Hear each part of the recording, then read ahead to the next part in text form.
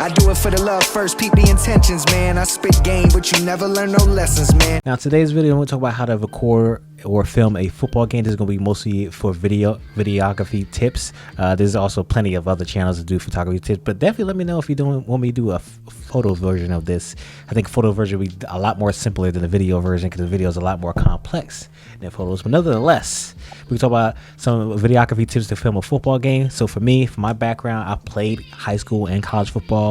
I played D3 football at my alma mater, the College of New Jersey. We'll talk more about that later.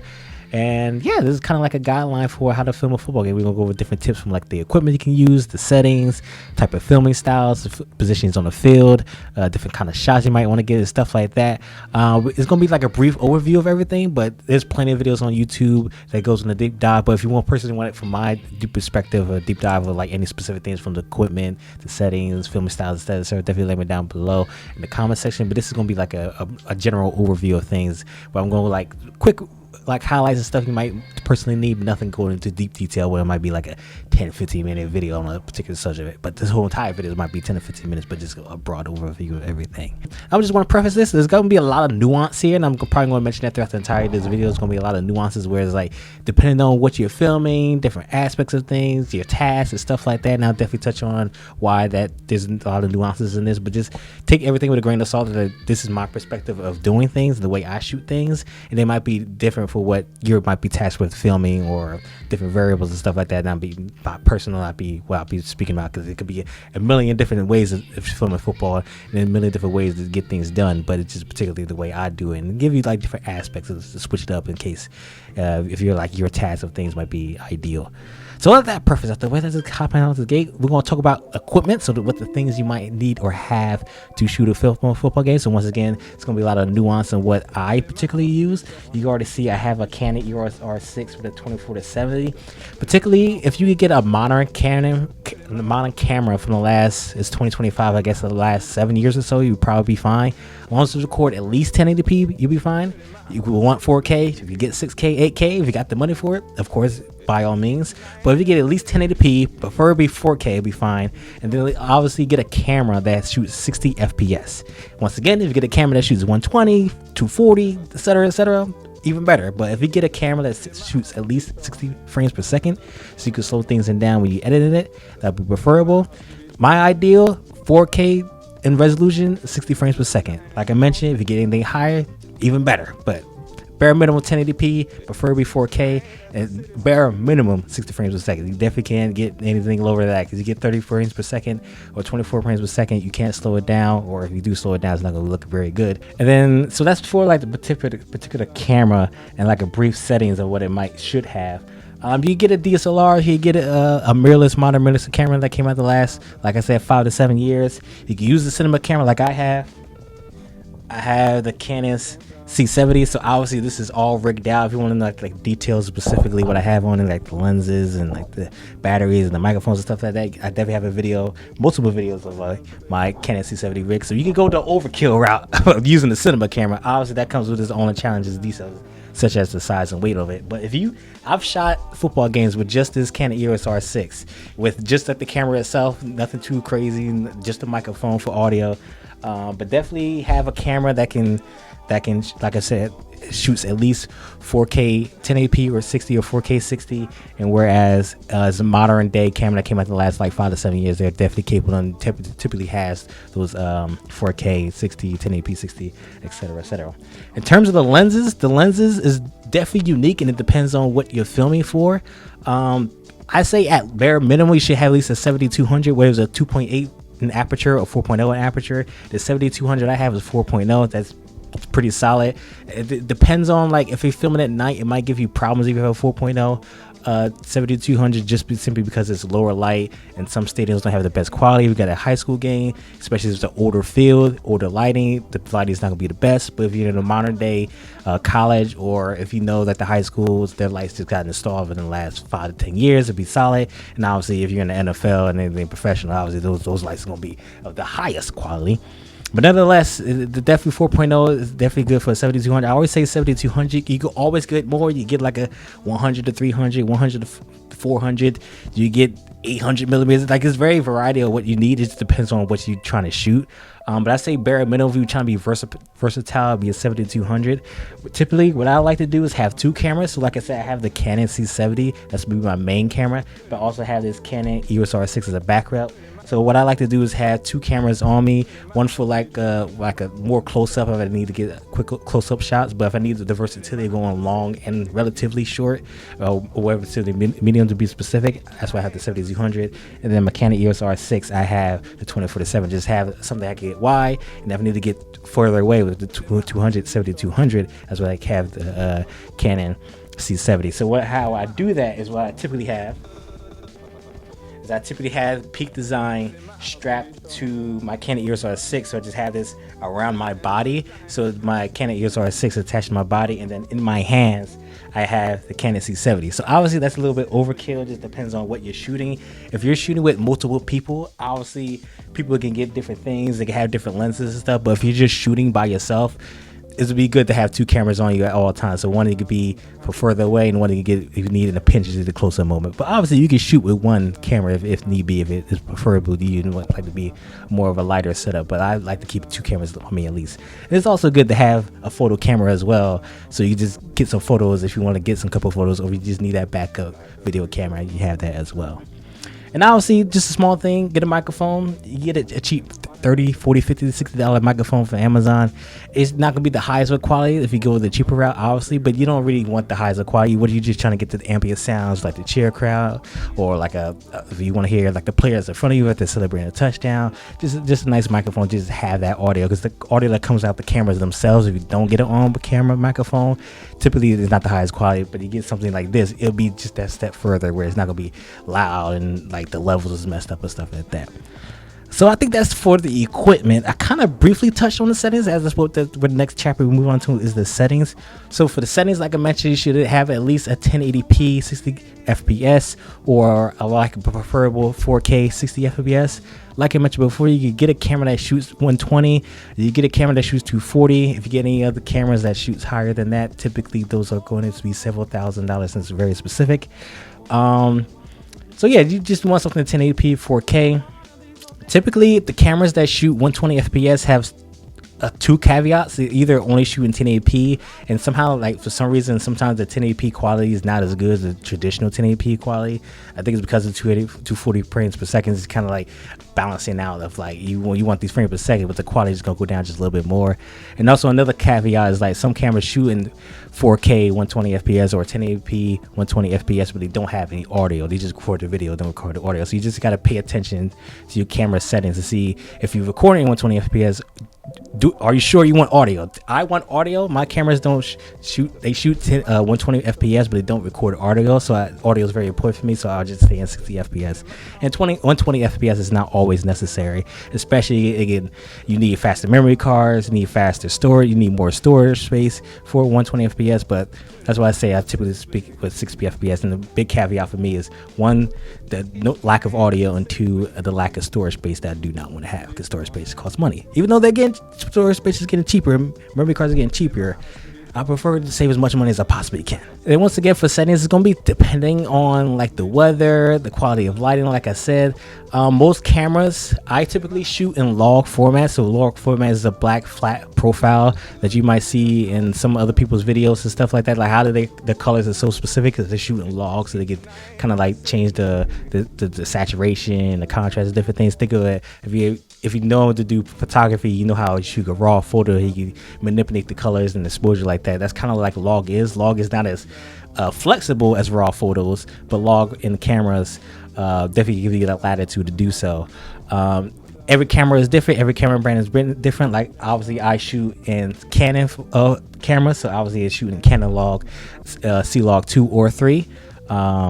Preferably 2 if you can, but most cameras today of Canon are coming out with C-Log 2, but most have C-Log 1 or 3. If you shoot in Sony, I believe is S-Log or Cinetone. Nikon has got married with red, so how that changes things. So you get a red format of colors.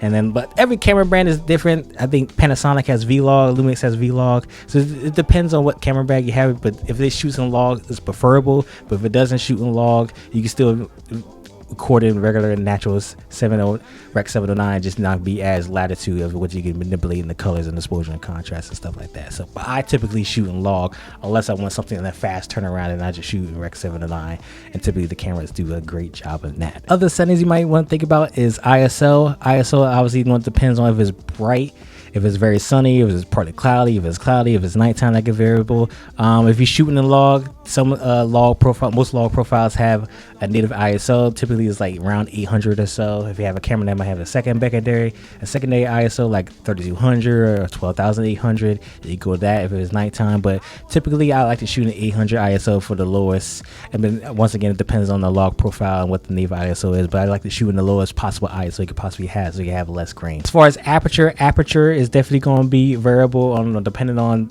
like how much you can balance the exposure of everything. So shutter speed like to double the frame rate. So if you're shooting in 60 frames per second, your shutter speed is going to be 120. These are like basic like videography and photography tips, but just a quick overview. If you're shooting at 60 frames per second, your shutter speed is going to have to be 120. If you're shooting at 120 FPS, your shutter speed got to be 240. So obviously that's going to depend on how bright it is. If it's very bright, it's going to be beneficial. But if it's a nighttime game, it might be not, because it'll make it too dark. Then if you shoot on a cinema camera like I do, it might be preferable to do shutter angle. So shutter angle would be 180 degree rule. But if you want like a less jittery, you want to be a little bit smooth, you can shoot at a faster shutter angle. So instead of shooting at 180 degree shutter angle, you shoot at 90 degrees. That's what I like to typically do. If it's a little bit brighter outside, I can shoot at 90 degrees, beneficial. But if I'm shooting a nighttime game, 180 degrees is the normal standard, so that's shooting that as well. So I think that's all the settings. Obviously you can go into more details specifically, but I think I covered everything in terms of the specific settings. Like I said, it's very highly dependent on what the equipment you have and then the limitations or things you might have to overcome to make them better or sufficient and not downgrade the quality as much as you possibly can. But definitely leave a comment down below if you have a specific situation you want me to try to explain, or if you want me to go in a bit deeper, definitely leave a comment down below. Maybe I can make a video on that. But moving on now to something that's very highly dependent on what you're shooting, is the filming style and like the field positioning. So for filming styles, there's several different filming styles you can do, and there's several different ways you can do things. So typically what I like to do, I'm a very run and gun shooter. So if you ever see me, if someone ever see me on the field, I am literally all over the place on the field, and we'll definitely have like a map. I'll go over a map on like how I shoot things, how I bounce around the field as the play goes along. So filming styles, like I said, I'm very run a gun, so you can see me flying around all over the field. You can use a tripod if you want to, if you don't want to film all over the place. I typically don't like using tripods. I'm not ADHD. I don't have like high energy like that, but it's just like the way I like to shoot. I like to have multiple different angles, and that's going to be helpful for editing as well. But I just like being in different fields, different spots on the field, get different perspectives, different angles of things, just to have variety. Some people like to be here for like a couple minutes, be here for a couple minutes, be here for a couple minutes. I just like to bounce around, just something I prefer. But you can get a tripod. You get a tripod like a normal tripod. You can get these things called hi-hats, which is like low on the ground tripod, so you can like sit on the ground. You can use the tripod to twirl and whip and follow the play and stuff. I might get that one day if need to be, but this just doesn't fit my style, the way I like to shoot things, the way I like to record things, the way I like to edit things. I like to have a little variety, and like it's good to have it just like for a couple of shots, just because it's nice and stable. You don't like that moving around that much. You're not gonna be as tired at the end of the day like typically I do, because I'm flying around all over the field. But you can have the different styles. You can have run and gun. You can do the normal tripod. You can do the hi-hat. It just depends on how you like to film things and how you like to edit things. Once again, if you're with a team where you have a group of people of you, if it's like 3 or 4 of you, one of you can be running gun all over the place, one of you can be on a tripod, one of you can be in the stands, one of you can be in the press box, one of you can be on a hi-hat. Obviously that's a variable as well. But if you're just by yourself, I prefer running gun, but you can do whatever you want to do, however you prefer to shoot and however you like to edit things. What we have here now is a display of the TCNJ football team. So obviously I shoot for my college TCNJ, with my alma mater TCNJ, and that's also like the reason why I'm recording this video, because I'm going to this coming Saturday, at the day of recording this, is the football game, the 8th football game of the season. But nevertheless, this is the display of a football field. So obviously this is America football. This is in the US of A. Obviously this is going to be a difference in Canada and maybe even Europe might have different fields. I'm not exactly sure, but this is the standard American US of A football field. So obviously, with the way you shoot things, once again, from your field positioning, for your filming style, is going to be highly dependent. But I'm just going to showcase typically what I like to do. So say like the offense starts off at like the 30-yard line. Typically, what I like to do, I like to be 20 yards ahead of the offense. So it might be the 30-yard line. Typically, I like to be around the 40. And I like to be on the 40, in which, because typically everyone is around the football. So like the offense might need substitutions, or they might need call outs for stuff and stuff like that. And people like to watch, obviously the teammates like to watch the game as well. Everyone's typically around here. So once you're down here, 20, 30 yards down the field, you can see a better perspective of everything going on, from the defense to the offense. You can see where the ball is going, whether it's a pass play, a run play. You can just get a nice perspective instead of being ganged up against everyone that might be around you, that might get in the way of the shot, might bump into you, do off your shots and stuff like that. So typically I have to be further away from the crowd of people, just to make sure I get the shot. You can be against the line of scrimmage, a few yards behind or a few yards ahead. It's just up to you what you're intended on shooting. So if you're shooting the play of action, I like to be further ahead. But if you're on the 30-yard line, you can be in the back of the end zone and get a back shot. Pause. But it just depends on what you're shooting. It also depends on as well if you're shooting ISOs, which is like you get an individual player on the close-up, or you're shooting everything wide at the field of play, so you get a general idea of what everything's happening. That depends on where you're going to be at. But typically, depending on if I'm getting a specific shot, if I'm not getting a specific shot, I'm going to be 20, 30 yards around the offense. So if we're moving along, if they're getting closer and closer to if the offense is getting closer and closer to the end zone, they're trying to get for a touchdown. If they get within like the 30, 25-yard line, I am immediately going to the back of the end zone. If you see other people that's filming on the football field, whether they're doing video or photo, if they get inside of the 30-yard line, you'll typically see everyone get ahead right in the back of the end zone. I find my nice little spot, whether you want to be in the corner, whether you want to be next to the goalpost, whether you want to be to the left or the right of the goalpost. It depends on what you want to get a shot of. Obviously, you never know where the ball is going to go. It might come directly to you, might get behind you, might be getting a different corner. You might get a ref in the way. It just sometimes you get lucky, sometimes you do. If you know the offense, that you're filming, whereas they like to run the ball a lot, they like to pass the ball a lot. Then you would get a feel of like where the ball might go. But typically, I like to be either in the corner or like somewhere in between. If you see this, I believe this is the soccer line for their goal. I like to be typically around this area. So obviously, you gotta be careful because a ref can be in your way if you're shot. Obviously, you want to run into the goalpost, that giant goalpost there. But it always depends on your filming, what you might want to do. You get, like I said, I like to be nimble and vote and be all over the place. So sometimes I might be in the corner, sometimes I might be under the goalpost, and sometimes that might be beneficial. Sometimes you might get unlucky. It just depends. You just never know. It just is what it is. So that's if you're shooting your own offense. If you're shooting the defense, typically what I like to do is be on the opposite. So on the offense, I like to be 20, 30 yards ahead. On the defense, I like to be 20, 30 yards behind. And the reason I like to do this is because if there's a fumble, you can see. If there's an interception, typically you can see that as well. It just depends. Because if you're like, say like the ball is on the 40 and they're going this way to the left. If you're like, they're at the 40, you're at the 20-ish, 20-15. If they throw the ball over here, you're probably not going to get a good angle on it. But if they throw the ball over here, you can get a good angle on it. So obviously, that depends. You can go on the opposite side of the field. You have a media pass. So obviously, if you have a media pass, you go anywhere on the field as long as you're not in the field of play. But yeah, that just depends on what you're filming. And once again, if you're filming ISOs or like individual shots or close-ups, that could depend on what you're getting and where you're going to be at. And also depends, I forgot to mention, this also depends on what you're filming. You can be filming, say like you're hired to film an individual player, obviously film that individual player. But if you want to get other shots, just to get other shots, you can. But if you're filming the general field of play, you're just trying to get like a highlight tape of if your team, if you're shooting for the organization, a conference or something like that, obviously your shots is going to change as well. But if you're filming your team, whether it's like your home team, your college team and stuff like that, obviously you want to be filming the highlights of your team. So that's why I typically like to stay on our sideline as opposed to the enemy sideline, but you can be on their sideline because you have a media pass. If I'm on defense, I like to be the opposite perspective of the offense, like to be 20 yards behind, and then you could be in the end zone. They're closer to the back of their end zone. You could be in the back, so you get like a fumble into the end zone that the defense recovers. If you want to be in the corner again, you can be, like I said, the defense is I like to be the opposite perspective and thinking of the offense if you're shooting it for your individual team. So that's the way how I like to think about field positioning and the filming style of stuff. Obviously, like I said many times throughout this video, it highly depends on what you're shooting. So you can be shooting something like an individual player, you could be shooting for a team, you could be shooting for the conference, you could be shooting for the league, whatever the case may be. The filming style and the field positioning just highly depends on what you're filming. But that's just generally what I film if I'm filming like the gameplay itself, whether it's the specific player. And the last thing I want to touch on is the shot list, so the different shots you might want to get. This is something I'm always trying to perfect myself. So obviously I'm not perfect. I think I'm mastering it at this point, but I'm not perfect as well. I'm always trying to find ways to get better. One thing I'm trying to get better at is my shot list.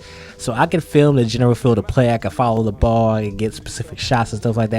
Like I said, as you can see what I display, I can master the field positioning, again, the different angles and the different perspectives and stuff, and following the field of play and being the best spot, but I think might or could happen.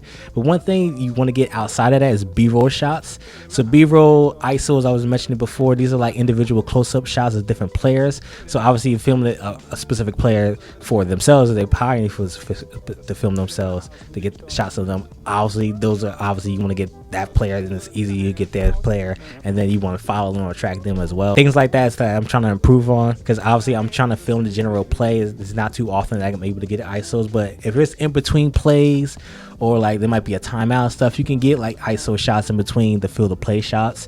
Like I said, this is something I'm trying to work on as well. Just like instead of just filming the drill to play, get ISO, get close-ups, and like having a specific lens helps in that. If you get like a telephoto lens, like a 200 millimeter, 300 millimeter, 400, 500, etc., you can get those close-ups, and obviously you're gonna be limited. Then getting different shots from like close-ups of the players, close-up of the ball. If like I mentioned before, you could be down the line of scrimmage of the field of play, so you can get that down the scrimmage, a shot of like the linemen blocking each other, defending one another. You can get those shots. Just get a variety of different shots, so like you can have a variety of different shots when you get in the editing, and your future self would think your past self are getting so many different shots instead of just getting the field of play. So if you get general field of play, it just feels like it's just straight line. I like tape. But if you have different B-roll shots, different elements of like the field, different logos, close up the helmets, and maybe emotional shots of the players, stuff like that, can open yourself up into the editing perspective of things. So having a variety of different shots is very helpful.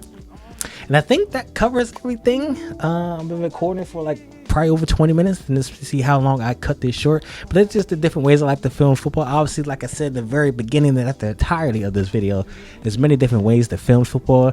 There's no right or wrong. There are different guidelines to respective things you can do, but these are just the things that I wanted to highlight in the preface to help out any beginner out there, because this is my third year of doing this. So obviously I've gotten better and better after each game and each rep. Every game is I can do repetition and me getting better, trying to get variety. Let me do this, let me practice this, let me practice that, because I don't do it too often. So there's different ways, from the equipment to the settings to the filming styles to the different shot lists, being on different places of the field and stuff like that. It's typically how I like to shot football. Once again, there's a variety of different ways to do it. There's many different factors that might contribute into what you're shooting and what you're not shooting, but this is typically how I like to shoot a football game. So if you're able to do the video, I got more content like this always coming soon, so please subscribe. Whew, that was a long recording. Definitely comment down below if you enjoyed this video. If you want to see more photo and video content like this, definitely comment down below if you want me to do like a photo specific perspective of things. Obviously I highlight the video side of things, but obviously there's a lot of crossover between photo and video. Definitely comment down below if you want to go into more specific detail from like the equipment, different settings, filming style and stuff like that. I think I did a good job of going into a semi deep dive into different subject matters, but it's just the way I wanted to do things, where it's not be a long video, which I think is still going to be like a 15-20 minute video.